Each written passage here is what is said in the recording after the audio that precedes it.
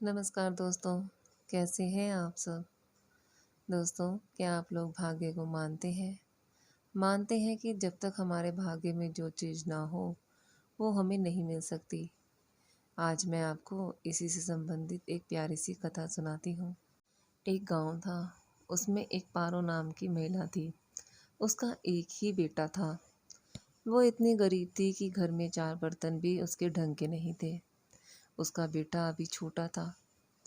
पारो ने बड़े ही प्यार से उसका नाम नसीब सिंह रखा था, मगर वह इतना बदनसीब था कि उसके पैदा होने के कुछ समय के बाद ही एक बीमारी की वजह से उसके पिता की मृत्यु हो गई। अब पारो घर में चौका बर्तन आदि करके उसे पाल रही थी।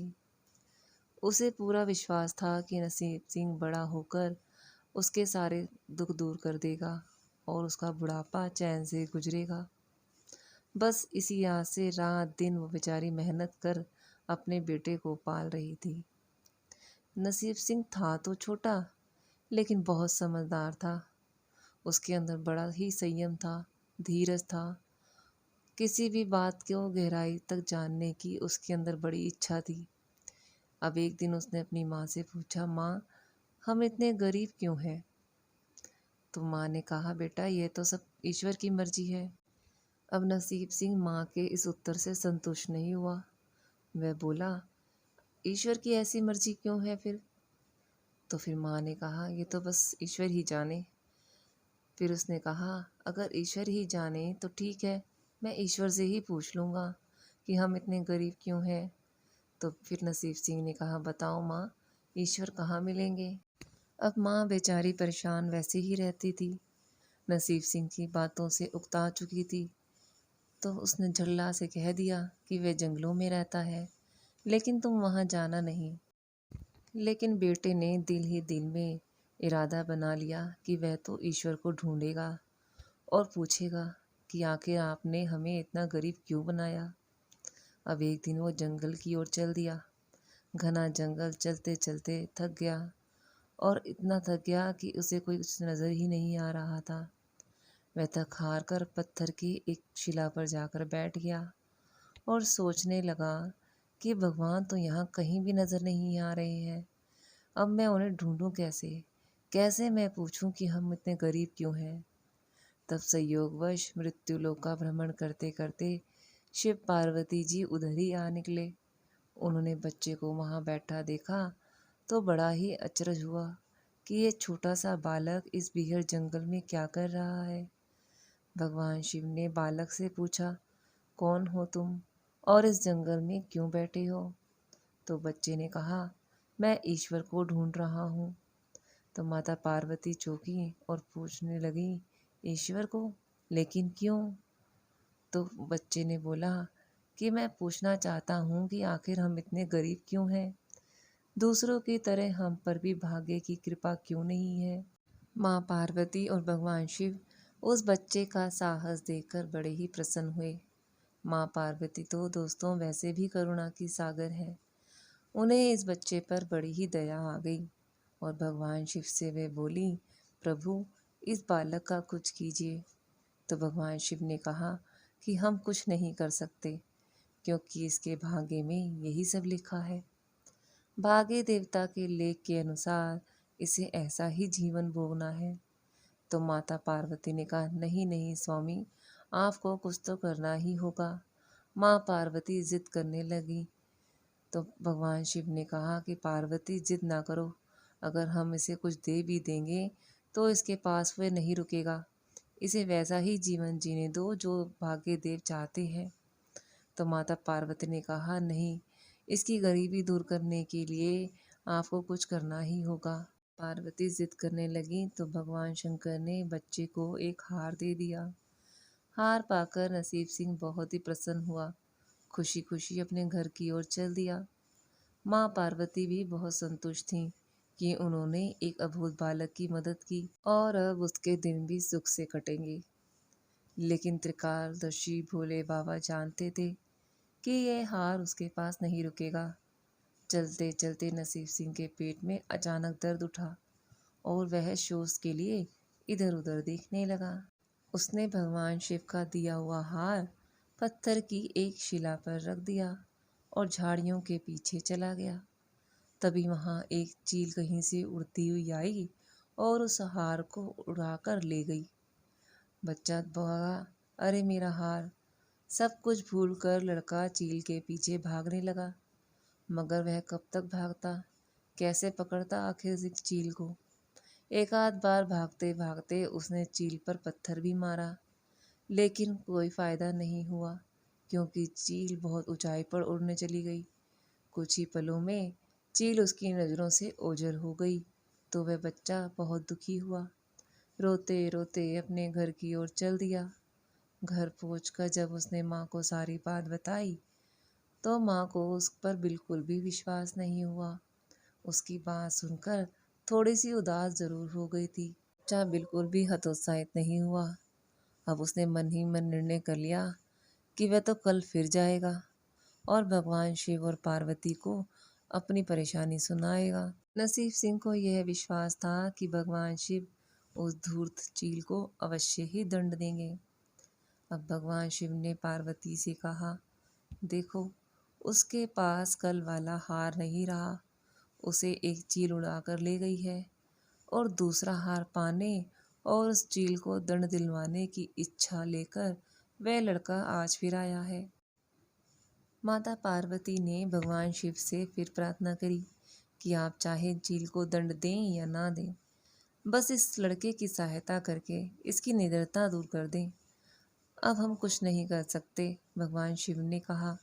अगर आप जिद करती हो तो हम ब्रह्मा से कहते हैं कि वही इस बालक की कुछ मदद करें। यह कहकर भगवान शिव ने ब्रह्मा जी को बुलाया और सारी बात बताकर आग्रह किया कि आप ही इसकी कुछ मदद करें। तब ब्रह्मा जी ने लड़के को एक हीरे की अंगूठी दे दी। लड़के ने अंगूठी जेब में रखी और खुशी खुशी अपने घर की ओर चल दिया। उसने सोच लिया था कि वह अब एक पल के लिए भी अंगूठी को अपने से अलग नहीं करेगा। चलते चलते अचानक उसे प्यास लगने लग गई। वह सरोवर के किनारे पहुंचा और जैसे ही वह चुल्लू भरकर पानी पीने के लिए झुका, वैसे ही उसकी जेब से अंगूठी निकलकर पानी में गिर गई और इससे पहले कि वह अंगूठी उठाता, एक मछली उसे निगल गई। नसीब सिंह फिर रोते रोते घर आया और माँ को सारी बात बता दी। माँ ने बेटे को दिलासा देने के लिए कहा कि जब तक भाग्य में कोई चीज़ नहीं है वह हमारे पास नहीं रुक सकती। जब भाग्य देवता खुश होंगे तो मिट्टी भी सोना बन जाएगी। अगर इस प्रकार किसी के देने से अगर हमारी गरीबी दूर नहीं होगी। उसे समझाकर माँ तो अपने काम में लग गई, लेकिन नसीब सिंह कहाँ हार मानने वाला था। अब उसने सोच ही लिया था कि वह कल फिर जाएगा। तीसरे दिन बच्चा फिर जा पहुंचा। शिव और पार्वती जी उसका यह साहस देखकर बहुत खुश हुए। अब शिवजी जी ने ब्रह्मा जी के पास जाकर बात की कि लड़का तो बहुत ही साहसी है, इसका कुछ उद्धार करना चाहिए। तब ब्रह्मा जी ने कहा कि हमें भगवान श्री हरि के पास जाना चाहिए, वही इसका कोई हल बताएंगे। तो भगवान श्री हरि जी के पास पहुँचे। पूरी बात सुनकर भगवान विष्णु ने बच्चे को कुछ हीरे दिए। हीरे पाकर वह बहुत खुश हो गया और इस बार बिना कहीं रुके उसने सीधे अपने घर जाने का निश्चय किया, क्योंकि 2 बार उसकी चीज़ें खो जो चुकी थीं। इस बार जब वह घर पहुंचा, माँ घर पर नहीं थी और अब वह हीरे एक लोटे में रखकर कोने में छिपा दिए माँ को ढूंढने के लिए निकल गया। मन ही मन सोचने लगा कि अब माँ को किसी के घर काम करने की क्या आवश्यकता है, अब तो वह भी अमीर बन गए हैं। उधर पीछे से चोर उसके घर में घुसे और जो भी सामान हाथ में लगा लेकर भाग निकले। उस सामान में वह लोटा भी था जिसमें हीरे रखे हुए थे। जब वह माँ के साथ घर वापस आया, हीरे गायब थे। हीरे ही नहीं, घर का बाकी सामान भी गायब था। अब उसकी माँ को बहुत गुस्सा आया। वह बोली, क्यों मुझे नई नई कहानियाँ सुनाकर पागल बनाता जा रहा है। सारा दिन आवारा की तरह इधर उधर भटकता है और शाम को पिटाई के डर से कोई नई नई कहानी सुना देता है। माँ की डांट सुनकर लड़का रोने लगा। वह तो केवल वही जानता था कि जो कुछ भी उसने बताया था कि वो बिल्कुल ही सत्य है। डांट खाकर लड़के की हिम्मत और बढ़ गई और अगले दिन वह फिर उसी जगह पहुंच गया। भगवान शंकर सोचने लगे कि इस पर इतनी मुसीबतें पड़ी, लेकिन इसने हिम्मत नहीं हारी। शिव इस बात से बहुत प्रसन्न हुए और वह भाग्य देवी के पास जाकर बोले कि ये लड़का बहुत ही साहसी है, हिम्मती है, धीरज वाला है। ऐसा व्यक्ति अभागा नहीं हो सकता। इसे कुछ दे दो। आज्ञा पाकर भाग्य की देवी ने बच्चे को सोने का एक सिक्का दिया। सिक्का लेकर नसीब सिंह खुशी खुशी अपने घर की ओर चल दिया। जब उसने घर जाकर वह सिक्का अपनी माँ को दिया तो उसकी माँ बहुत खुश हुई। अब क्योंकि उन पर भाग्य देवी की कृपा हो गई थी, सारे काम अपने आप शुभ होने लग गए थे। दूसरे दिन ही एक मछली वाला उस गांव में मछली बेचने आया तो लड़के ने वही सिक्का देकर मछली खरीद ली।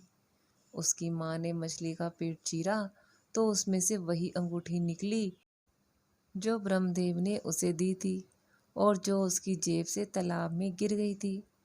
माँ ने अंगूठी संभाल कर रख ली और बेटे से बोली, जा बेटा, जंगल से थोड़ी लकड़ियाँ लेकर आ, आज घर में ईंधन बिल्कुल भी नहीं है।